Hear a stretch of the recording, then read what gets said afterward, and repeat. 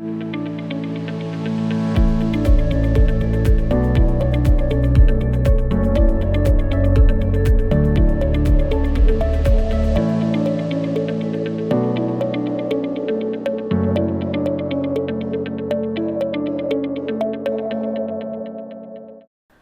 bienvenidas, bienvenidos a un nuevo espacio que se llama Hablemos de Salud, como ustedes ya saben y nos conocen. Llevamos ya muchísimos programas hablando de diversos temas de interés. Acuérdense también, como siempre, que si no han podido sintonizar los programas anteriores, por ejemplo, en sus emisiones en vivo, pueden encontrarnos a través de YouTube en el canal del hospital. Hace poquitos días se celebra cada 28 de abril, se celebra el Día Internacional de la Concienciación sobre el Ruido. Y se hace para relevar la necesidad de adoptar medidas de prevención y protección auditiva y promover buenas prácticas. Y para eso, por supuesto, trajimos a un experto, ya lo hemos tenido en otras ocasiones en nuestro programa, al doctor Domingo Peroso. ¿Cómo está, doctor?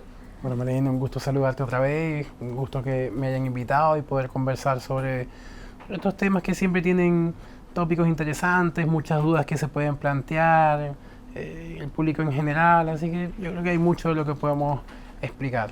Harto que podemos escuchar, digamos. Exactamente, buena referencia. Claro, y yo quiero partir contando que buscando la definición de ruido, uno puede decir que es un sonido que uno no quiere, que uno no le gusta. De alguna manera, por ejemplo, cuando las personas mayores escuchan reggaetón y dicen esa cuestión es un ruido, ¿cómo escucha esa cuestión que no es música, que no es un sonido agradable? Pero, más allá de los gustos personales de lo que es ruido o no, también hay una definición respecto al medio ambiente que tiene que ver con aquellos sonidos que no son armónicos y que además tienen unos decibeles tan altos que afectan la salud humana. Y aquí entra el doctor Peroso para contarnos un poquito de este tema. Bueno, ciertamente el estudio del sonido como tal, sí es un poco complejo, son varias las características físicas del sonido. El sonido es una onda, y como toda onda tiene varias propiedades que podemos ir estudiando. Principalmente la amplitud es una de ellas que estudiamos, también tiene que ver con la frecuencia de esas ondas, y eso va a definir ciertos parámetros que son los que podemos ir midiendo. ¿Okay? Justamente los decibeles que los mencionaste, que relacionamos mucho con la intensidad, por así explicarlo, con el volumen del sonido, y la frecuencia muchas veces la relacionamos con el tono, ya sonidos más graves, sonidos más agudos. Hay unas frecuencias que son las que el oído humano puede captar, hablamos de entre los 20 y los 20.000 Hz, ya sonidos por encima, hablamos de los ultrasonidos. Que lo escuchan los perros, como que lo escuchan los perros, los murciélagos, por debajo los infrasonidos, que quizás son los que escuchan las ballenas, ya, pero sí, son otras maneras otros sonidos que no percibe el oído humano, pero que existen, y hay otras especies que pueden usarlos para la comunicación. Pero en definitiva son estas frecuencias que puede percibir el oído humano las que más nos interesan. Y de todo ese rango de frecuencias que podamos utilizar, hay unas en específico, las más centrales, que son las que más sensibilidad tenemos, y además son generalmente las frecuencias en las que generamos la voz. Entonces hablamos de unas frecuencias conversacionales, son las frecuencias que nos permiten justamente comunicarnos. Además, en cuanto a la intensidad, entonces hablamos que en base a una estandarización que se hace para la medición del sonido, son varias las unidades que podemos utilizar dependiendo del contexto en el que lo usemos. Algún tipo de decibeles para el estudio clínico, otros decibeles ya para el estudio ambiental, dependiendo de qué filtros usemos, etcétera. Pero en general ponemos 0 como el nivel mínimo, que pueden haber niveles por debajo de los 0 decibeles, simplemente tiene relación con la medida en que lo midamos, hasta los 115 decibeles. Entonces, esta intensidad del ruido es la que va a determinar en qué momento un ruido o un sonido puede llegar a generar o no algún daño en la audición. Entonces, así haciendo un resumen, ¿cuánto ruido es mucho ruido? Ok, eso. Primero, la definición de ruido que dijiste está excelente, simplemente es un ruido que percibimos como molesto, un sonido que percibimos como molesto y no tiene relación directa con la intensidad. Pero sí, obviamente, cuando un sonido es muy intenso, ya va a generar una molestia y sin duda alguna va a catalogarse como un ruido. Y es justamente la intensidad la que puede generar el daño. Se habla que a partir de los 120 decibeles ya se genera, por ejemplo, un dolor directo a la audición. Son sonidos tan fuertes que en definitiva el sonido se transmite, es una presión que viaja a través del aire y que se transmite a través de el aire del conducto y después del tímpano, los huesecitos, hasta el oído interno donde está la cóclea. Hay unas células recibiendo todas estas emisiones vibratorias que se generan por la presión del sonido, y cuando la presión es muy fuerte ya se genera dolor. Y en ese punto estamos hablando, por ejemplo... Los 120 decibeles. Pero encima. 220 decibeles, ¿será Mire, una explosión, por ejemplo? entonces, ¿Estalló el balón de gas en la casa al lado? ¿Qué? Sí, las explosiones, por ejemplo, sí. Se dice que, no sé, la turbina de una hélice de un helicóptero o de un avión de alta velocidad pueden estar alrededor de los 150 decibeles o más. Quizá un martillo de estos percutores que ve uno en las construcciones también puede estar alrededor de los 150, 140 decibeles. Una conversación normal, por ejemplo, está alrededor de los 60, 50 decibeles. Es como un susurro, como alrededor de los 30, 20 decibeles. Esos son los rangos que podemos ir como asociando con sonidos comunes. Ya. ¿Y qué tipo de daño puede generar estos ruidos que son tan altos? Ahora estoy pensando yo, claro, tiene que haber distintos tipos de daño y además no solamente tiene que ver con el tema auditivo.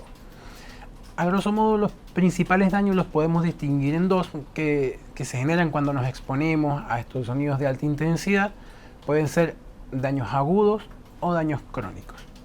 Esto va a ir dependiendo principalmente, uno, obviamente de la intensidad del sonido, y dos, del tiempo de exposición al mismo. Nuestro cuerpo tiene unos mecanismos, que es justamente todo este tema de el tímpano, los huesecitos, que nos ayudan a aumentar el volumen del sonido que percibimos. Por eso, si nosotros simplemente impedimos que el sonido llegue al oído, al tímpano, escuchamos bajito, por ejemplo, me pongo un dedo en el oído y ya baja notablemente el volumen del sonido que percibimos.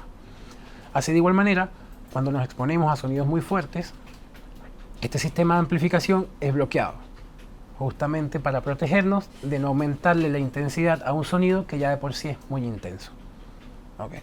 ¿Se bloquea solo? Se bloquea solo, sí. Tiene un mecanismo como de protección donde justamente coloca como muy rígida la cadena de huesecillos para que no puedan hacer la vibración que permite la amplificación del sonido. Okay. Entonces, el daño auditivo puede ser agudo. ¿Sí? Generalmente estos daños tienden a ser reversibles. ¿Ya? Por ejemplo, si fue un concierto y me puse al lado del parlante... Justamente, eso va a ser normal que me genere una sensación de oído tapado, incluso que pueda percibir algunos sonidos que llamamos tinnitus, y estos tienden a irse revirtiendo con el paso de los días. Es un daño totalmente reversible. Ahora, también hablamos de que puede haber un daño crónico en lo que a la audición respecta, y sí generarse un daño permanente en estas células auditivas, justamente por la exposición a estas altas presiones que generan los sonidos intensos. Esas presiones hacen que vibren de manera muy fuerte estas estructuras que transmiten el sonido, pudiendo generar daños permanentes en esas células. Ya, avancemos entonces un poquito para allá. Y además usted mencionó un tema que también es muy interesante, y hay gente que me está escuchando y dice, ya, vamos a hablar con el doctor Domingo Peroso, a propósito, para los que se incorporaron recién, que es otorrino-laringólogo del Hospital Dr. Gustavo Fricke, y estamos hablando del Día Internacional del Ruido y por lo tanto de algunos efectos que tiene el mismo en la salud auditiva. Doctor, ¿cómo usted diagnostica cuando el daño es permanente y cuando el daño puede ser temporal? Y si el daño es permanente, ¿se puede curar o en realidad no vivamos así y pongámonos un audífono? Mire, en los casos siempre va a primar primero la evaluación, la anamnesis, todo el interrogatorio que le hagamos al paciente. Ponerse un contexto, no es lo mismo que estemos hablando justamente de esta persona que estuvo al lado del parlante durante un concierto a una persona que trabajaba en una grúa y estaba en un ambiente de construcción, quizá expuesto a ruido, pudiera ser sin ningún tipo de protección, y habitualmente este ruido tiende a ser irreversible. Este daño, que se genera por la exposición a ruidos tiende a ser irreversible. Cuando es crónico, el daño que se va haciendo en las células se va acumulando y ciertamente estas células auditivas no tienen una capacidad de regeneración. No hay un medicamento, no hay un procedimiento que vaya a revertir el daño que ya se ha generado en las células de la cóclea, de ese caracol del oído interno que va transformando toda esta presión vibratoria en un impulso nervioso. No solamente síntomas auditivos se pueden presentar, sino también pueden haber síntomas generales como irritabilidad, cefalea. Son síntomas más generales, quizás más difíciles de poder relacionar con el trastorno auditivo, pero están ahí. El mismo tinnitus también puede ser parte de estos síntomas que se presenten. Ya, y hablemos un poquito más, porque hablamos de... usted se refirió, por ejemplo, al tema de el fondo, la protección física que uno puede hacer del oído para estos ruidos fuertes. Y entonces uno se pone a pensar en los tapones para los oídos, que hay algunos que se ofrecen en distintos portales, que uno va y se compra online y llega una cuestión con forma de caracol, con unas formas súper extrañas que se adaptan al oído, que no sé qué, pero dicen que en realidad no es bueno ponérselo siempre. Hay gente que se lo pone en la noche, si será buena idea o no.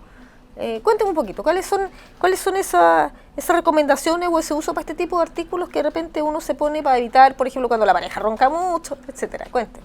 Bueno, hay diferentes maneras o medios físicos con los que podemos protegernos, medidas físicas con las que podemos hacer una protección ante la exposición a ruido.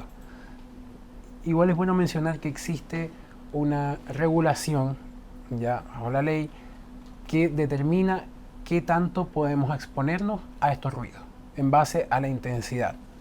Todo esto implica igual una serie de mediciones a las que se tiene que hacer, en base a la exposición de ruido. Hay una especie de dosímetros, ya que pueden ser dosímetros generales, que se colocan como cerca de, o sospechando dónde pueda estar paradas las diferentes personas para hacer una medición del sonido total que están expuestos, o algunos dosímetros, incluso dosímetros personales, ya, que pueden medir de manera más directa el ruido al que ha sido expuesto una persona.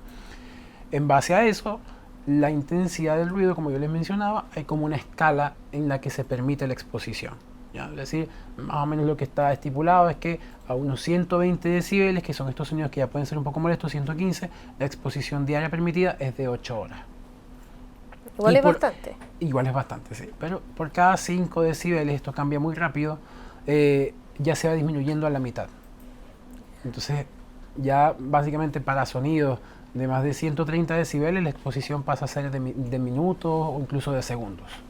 La exposición permitida. Ya. Para el tiempo, permitido para la exposición a ruidos de tan alta intensidad. Entonces, el tipo de protección es variable.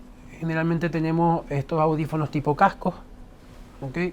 Tienden a ser los más efectivos. Muchas veces por el sistema de aislamiento que pueden generar del sonido, por la cantidad de material también que podemos usar para el aislamiento, pueden ser mucho más efectivos. Que los tapones esos chiquititos que plásticos. Los tapones justamente plásticos o estos moldeables como tipo gomas que muchas veces son como desechables, que también son fáciles de conseguir. También son buenos. Sí. La contra, particularmente de estos protectores tipo casco, tiene que ver la compatibilidad con otros elementos de protección. Imaginemos una persona que tenga que usar un casco y además un casco propiamente para protegerse y además tenga que usar la antiparra, exactamente. Ya estos audífonos tipo fono va a ser complicado. ¿Okay? Entonces eso a veces puede limitar un poquitito. Y muchas otras veces incluso está contemplado el uso de una doble protección. ¿Okay? De usar simplemente algún tipo de audífonos que vayan adentro, como estos generados en plástico o incluso en materiales más flexibles, y por encima los protectores tipo fono. ¿Algún detalle con respecto a la forma o al material? La verdad es que eso igual es bien individual. No todos tenemos un conducto auditivo similar. Hay personas que tienen un conducto mucho más amplio y es más fácil que un tapón pueda entonces introducirse sin generar molestias. Hay conductos que son mucho más estrechos, pero afortunadamente hay disponibilidad de tamaños, incluso estos tapones que son como maleables que pueden favorecer a esto. Ya. Y no hay ninguna restricción de uso, porque yo estaba pensando que leí por ahí en algún momento que había ciertas cosas en contra, por ejemplo, de esos audífonos que son canceladores de ruido que utilizan las personas autistas. Yeah. ¿No tienen ninguna restricción de uso? Afortunadamente no tienen ninguna contraindicación para el uso. Generalmente lo que hacen es como aislar el sonido y al no introducirse hacia el conducto es difícil que generen un daño como tal. No así, por ejemplo, si pudiera verse en pacientes que usan estos audífonos como tapones que van dentro del oído, que sí pueden favorecer a que se junte cerumen, a que se irrite o se reseque un poco la piel e incluso generar infecciones.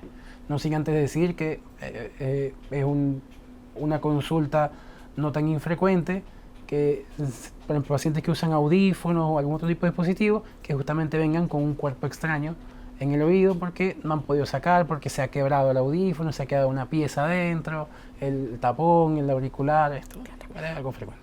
Claro, me imagino que estamos hablando de los audífonos con que uno escucha música, porque Sí. generalmente hay gente, bueno, que se pone esos más pequeños y hay unos que también son de casco. Además hay algunos que tienen como un, entiendo algunos más modernos, digamos, con un límite de volumen. Entonces, ¿cuál es la recomendación ahí? Porque no todos tenemos esos audífonos tan buenos, pero sí muchos de nosotros, yo creo que la gran mayoría tienen un audífono, ya sea de cablecito o de casco o esos inalámbricos, para escuchar en el celular. Ya esos volúmenes sí, efectivamente vienen muy regulados para no generar un daño auditivo. De hecho, recuerdo una época en que algunos teléfonos llegaban como, cuando uno buscaba el volumen máximo, primero había como una advertencia que limitaba el uso, menos que uno como aceptara las consecuencias. Entonces sí, recomendable es primero no usar los audífonos nunca a un volumen máximo. Eso es como lo principal. En caso de que uno decida por algún motivo usar los volúmenes máximos, no debería ser por un tiempo quizá mayor a 1 hora, 30 minutos. ¿Okay? Lo recomendable es que sea a un volumen moderado. Como esto ya es un poco más subjetivo, esto sí nos puede permitir un tiempo más largo de exposición, sin necesariamente generar algún daño en la audición, algún daño crónico. Y vamos a volver sobre otro tema que usted también mencionó, que ya lo habíamos conversado también. Yo me acuerdo siempre de Luis Miguel con este tema, porque estamos hablando, acuérdense, con el doctor Domingo Peroso, que es otorrinolaringólogo del Hospital de Gustavo Fricke, sobre el Día Internacional del Ruido y por lo tanto de la sordera. Y estábamos conversando acerca del tinnitus, que es una lesión que se da en cantantes, músicos, gente que trabaja con sonidos agradables, por supuesto, pero a altos volúmenes. Y entonces también estábamos conversando acerca de esos remedios mágicos que promueven en la televisión y que dicen que tomándose una pastilla uno se cura de esto. Entonces yo quiero saber primero cómo definimos el tinnitus, cuánto dura, si se puede curar. Son hartas cosas, doctor Cuesta. Sí, bueno, el tinnitus igual nos da para una charla completa aparte. Es un tema súper interesante, es un tema igual bastante complejo, con muchas consecuencias, pero efectivamente el tinnitus puede tener varias causas. ¿Okay? Podemos tener tinnitus permanentes, tinnitus transitorios, hay tinnitus que son continuos, tinnitus que son pulsátiles. Tinnitus es el nombre que le damos a algún sonido que autopercibimos que no proviene del ambiente. Pero generalmente el tinnitus se asocia a algún grado de daño o de pérdida de la audición. ¿Okay? Muchas veces el daño puede ser específico en algunas células y ni siquiera tener consecuencias importantes en la audición, porque es bajo el daño o porque es específicamente una frecuencia a la que se daña. Tenemos el resto de frecuencias normales.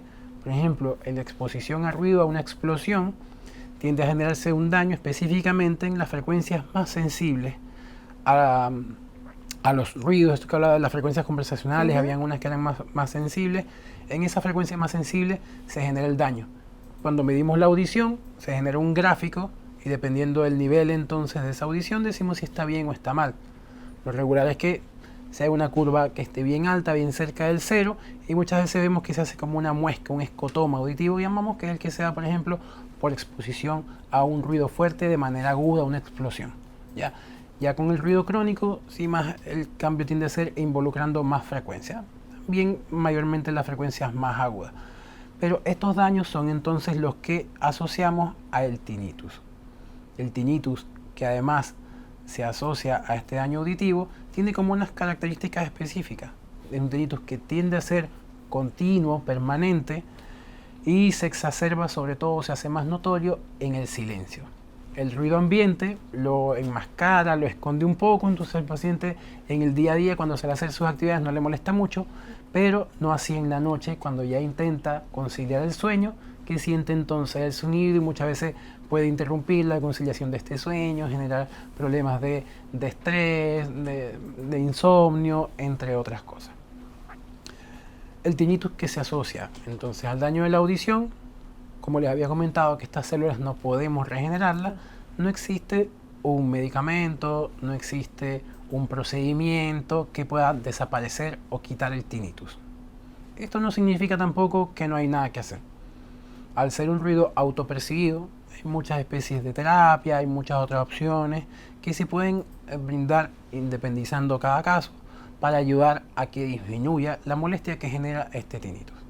Hay que estudiarlo, como le decía, de manera particular. Igual no es lo mismo que estudiemos un tinnitus en un paciente mayor, que ya incluso él mismo ha notado una disminución en su audición, a que estudiemos un tinnitus en un paciente que fue expuesto a una explosión, o un paciente que de la nada empezó a percibir un tinnitus en un solo oído. Generalmente estas cosas degenerativas, exposición al ruido, también es importante, que tienden a afectar los dos oídos por igual.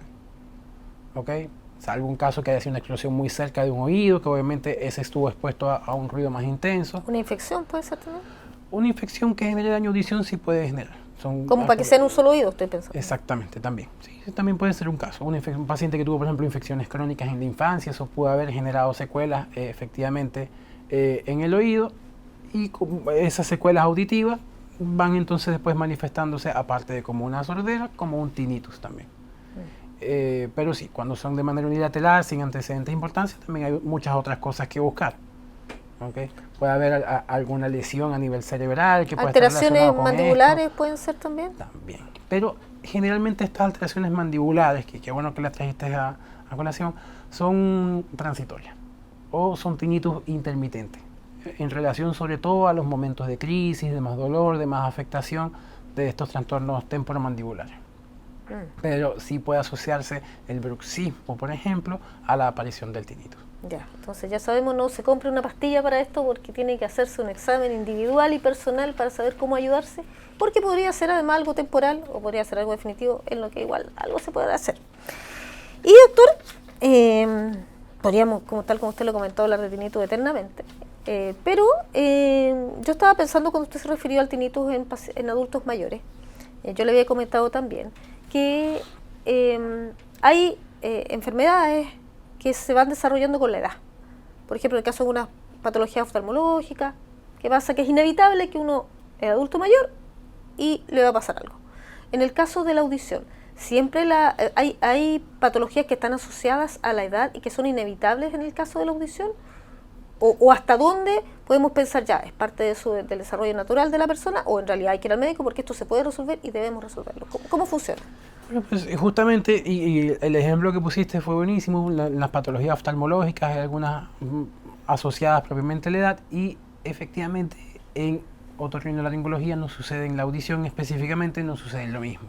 Tenemos la presbiacusia, así como hay la presbicie, que es la disminución de la capacidad o la agudeza visual por la edad, tenemos la presbiacusia, que es la disminución de la agudeza auditiva, en este caso, producto de la edad. Menos flexibles. Se va dañando, en esto que te explicaba, la frecuencia, principalmente vamos perdiendo la capacidad auditiva, sobre todo hacia las frecuencias más agudas. De hecho, curiosamente he visto en redes sociales quizás que hacen como un test aparentemente auditivo de tu edad, cuál es tu edad auditiva, algo así explicaba, y simplemente era un test donde empezaba un tono muy bajo,